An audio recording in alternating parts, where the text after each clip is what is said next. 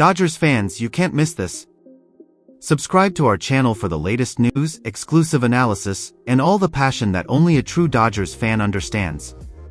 Join us and live every win like it's the last one.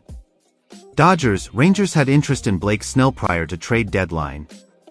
Was still wearing a San Francisco uniform once the July 30th trade deadline passed, as the Giants' big asking price and the team's own desire to retain its ace for the playoff hunt ended whatever chance existed of a blockbuster move. Reports linked such teams as the Orioles, Padres, Yankees, Mets, and Cubs to Snell's market in some capacity, and the New York Post's John Heyman writes that the Dodgers and Rangers also among the clubs to check in on Snell's availability. The degree of interest shown for either club isn't known, and Heyman's a check-in phrasing implies something of a due diligence exploration to see how open the Giants might have been about moving Snell, and what it might have taken to land the southpaw. Snell would naturally be an upgrade to any rotation, particularly for teams like the Dodgers and Rangers who have been dealing with pitching injuries all season. Considering how the Giants and Dodgers have made only 2 trades with each other since the 1968 season, it is hard to imagine San Francisco seriously considered dealing an ace pitcher to their arch-rivals down the California coast. Even though Giants president of baseball operations Farhan Zaidi worked as the Dodgers GM before being hired in his current job, it's probably safe to guess that whatever talks Zaidi had with his old boss Andrew Friedman about Snell were fairly brief in nature.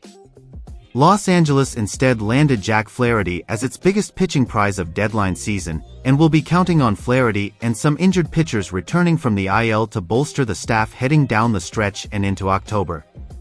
Landing Snell would have completely overturned an otherwise quiet deadline for Texas, as the Rangers brought Andrew Chafin and Carson Kelly into the fold in separate trades with the Tigers, while Michael Lorenzen was dealt to the Royals. The modest set of moves underscored the Rangers' uncertainty about making a push with a roster that has underachieved for most of the season. Texas had gotten up to a 51-52 record on July 25, but have since lost 9 of their last 12 games, probably closing the door on a defense of their World Series title.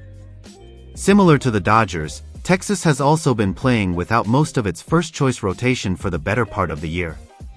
Several arms were slated to make returns at midseason, but Max Scherzer's return was short-lived, and other pitchers, such as John Gray, have since gotten hurt in the interim.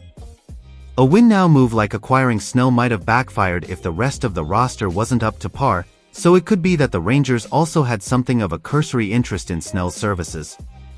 Beyond just this trade deadline, however, these teams' interest in Snell could extend to the off-season. Snell can opt out of the second year of his Giants contract to re-enter free agency, which now seems to be likely given Snell's incredible results since returning from the IL last month. As Heyman hears from 2 rival general managers, it would take a catastrophic or debilitating injury for Snell to exercise his 2025 player option and remain in San Francisco. Texas has a lot of money coming off the books this winter, and Los Angeles is always open to signing top free agents, so these could be 2 teams to monitor if and when Snell hits the open market.